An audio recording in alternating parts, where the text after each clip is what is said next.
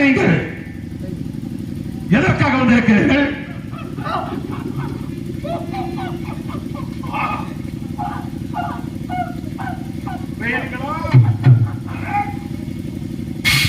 நீங்கள் எதற்காக வந்திருக்கிறீர்கள்?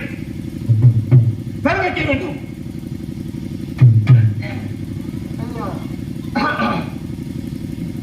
நாங்கள் எல்லாம் சுடுகாட்டில் பேராகவும் விசாரணையும் சென்று கொண்டிருக்கிறோம். எங்களை கண்ட நடனங்கள் இல்லை. ஆனால் தாங்கள் மொத்த வீராது கொண்ட ஒரு சூழல் சூழ்நிலை ஒரு சூழல் கொண்டு இருக்கிறீர்கள். தங்களுடைய அறிவை நடக்க முடியவில்லை.